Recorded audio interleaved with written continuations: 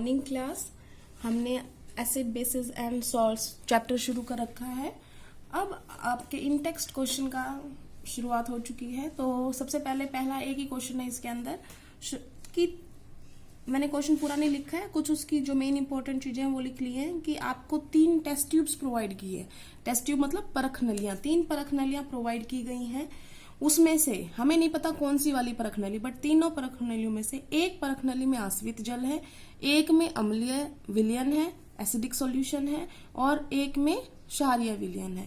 बेटा distilled water और आश्रित जल का मतलब होता है उसमें और कोई आयंस मौजूद नहीं होंगे, सिर्फ और सिर्फ पानी होगा, क्लियर वाटर, ओनली H2O, उसके अंदर कोई और आयंस नहीं होंगे। टैप वाटर अलग होता है, उसमें आयंस मिक्स होते हैं, जो आप पानी पीते हो उसमें आयंस मिक्स होते हैं, बट आश्रित जल के अंदर सारे आयंस जो होते हैं वो निकाल दिए जाते हैं। डिस्टिल्ड वाटर में भी डिस्टिल्ड वाटर को ही आश्रित जल बोलते हैं।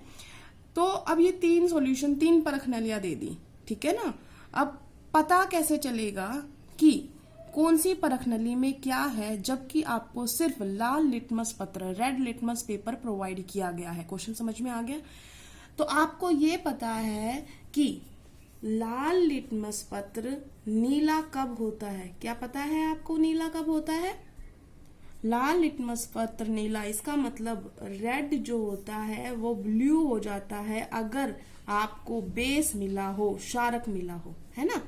तो हम सबसे पहले क्या करेंगे, उस जो हमें लिटमस पत्र दिया गया उसका एक छोटा सा टुकड़ा, हमें 3 परख नलियां दी है ना, ये परख नली होती है ऐसी, 3 परख नलियां दी हैं, हम तीनों में एक छोटा टुकड़ा डाल देंगे, ठीक है, तीनों में डाल दिया।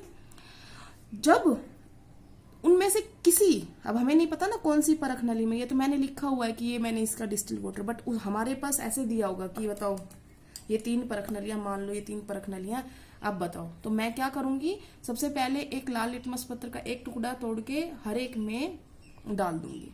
तो इनमें से किसी एक के अंदर नीले में बदल जाएगा वो, तो मान लो इसमें बदल गया, ठीक है, मान लिया। तो अगर इसमें बदल गया, इसका मतलब लाल से नीला होने का मतलब है ये क्षारीय विलयन है। तो एक तो कंफर्म हो गया कि ये क्षारीय है, इसको हमने लिख दिया कि ये क्षारीय विलयन है। अब बचे ये 2, क्योंकि इन दोनों ने रंग नहीं बदला, तो हमारे पास जो पूरा लिटमस पता था, हमारे पास लाल लिटमस जो पड़ा हुआ है वो पूरा हम इस बेसिक सॉल्यूशन में डाल देंगे और उसको फिर निकाल लेंगे। अब वो पूरा का पूरा कैसा हो चुका है, नीला हो चुका है, ठीक है। अब उसको थोड़ा देर सुखा के फिर हम नीले को इन दोनों में डाल देंगे। अब आप बताओ, जो ब्लू होता है लिटमस वो रेड कब होता है, जब उसको कैसा सॉल्यूशन मिलेगा, एसिडिक। इसका मतलब अगर उसको अम्ल मिलता है तो वो रेड हो जाएगा।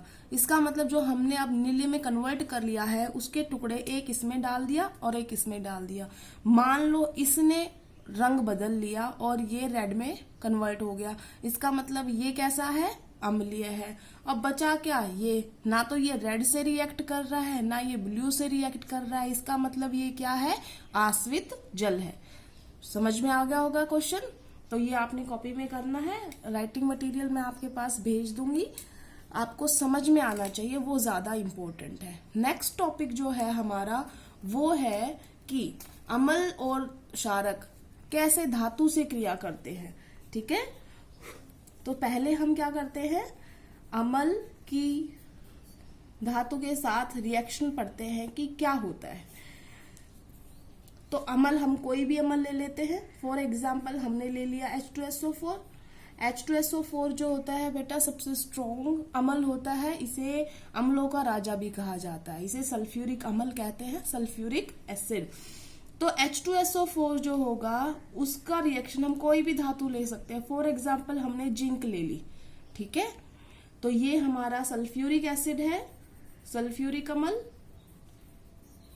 हमने किसके साथ रिएक्शन दिखाई है, जिंक के साथ। और जब हमने रिएक्शन दिखाई तो क्या हुआ, तो आप बताओ को वो सक्रियता श्रेणी याद है, पढ़ना साइंस वाली, पढ़ना साइंस, मैथ, जिल, हाई कोर्ट, मैसेज, यही था। तो अब इसमें बताओ हाइड्रोजन कहां पर है, दिस वन, जिंक कहां पर है, ये रहा। तो इसका मतलब जो जिंक है वो इसको रिप्लेस कर सकता है, क्योंकि ये ज्यादा सक्रिय है तो ज्यादा अभिक्रियाशील तत्व कम अभिक्रियाशील तत्व को उसकी जगह से हटा सकता है। ये आप पढ़ चुके हो। विस्थापन हो सकता है, डिस्प्लेसमेंट हुआ और जिंक ने इसको हटा के ये बन गया ZnSO4। ये जो है एक सोल्ट है, लवण है। क्या है ये? एक लवण है, सोल्ट है, बताया था ना आपको। तो इसका नाम क्या है? इसका नाम है जिंक, और SO4 के लिए होता है सल्फेट, जिंक सल्फेट। तो एक लवण है जो जिंक सल्फेट इसका नाम है। अब देखो ZnSO4 तो ये बन गया, और बाहर क्या निकाल दिया? हाइड्रोजन। तो हाइड्रोजन के ऊपर मैं ऐसे एरो क्यों दिखा रही हूँ? क्योंकि ये एक गैस है। जब ऐसे एरो आ जाए तो गैस के लिए होता है ये वाला, और अगर ऐसे एरो किसी के साथ है इसका मतलब वो एक प्रेसिपिटेट है, अवशेप है। बताया था ना, घुलनशील पदार्थ, इनसॉल्युबल सॉलिड जो कभी फॉर्म हो जाता है with in the reaction, during the reaction. ये हमारे पास हाइड्रोजन गैस है। इतना समझ में आ गया आपको?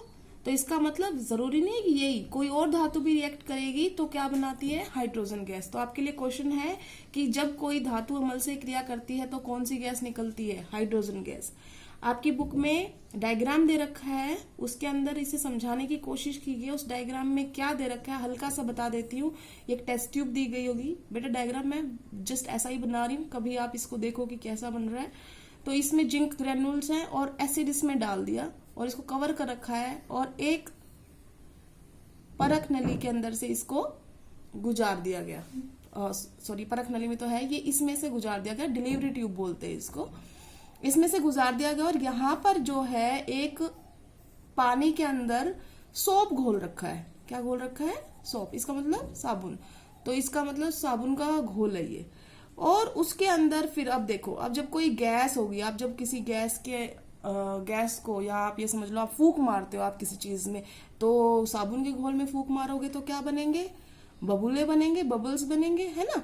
तो वो बबल जब ऊपर उठेंगे, यहाँ पर एक जलती हुई मोमबत्ती रखी हुई है। तो होता क्या है कि जो ये गैस आ रही है, जैसे ही बबल्स के अंदर ये गैस भर गई और जब ये ऊपर बबल पहुंचता है तो जैसे पटाखा फटता है ना, ऐसे हल्की सी फटने की आवाज आती है। ठीक है। तो जैसे जैसे बबूले ऊपर जाते जाएंगे, पट फट फट फट इस टाइप की आवाज आएगी। तो इसका मतलब क्या है? क्योंकि बबूले के अंदर, बबल्स के अंदर हाइड्रोजन गैस थी, और हाइड्रोजन गैस जो होती है वो ज्वलनशील गैस होती है। ठीक है। इस वजह से ऐसी आवाज आती है। तो ये कंफर्म करती है कि ये जो गैस निकल रही है ये हाइड्रोजन गैस है जो जल रही है। ठीक है। आज के लिए इतना ही। Thank you class.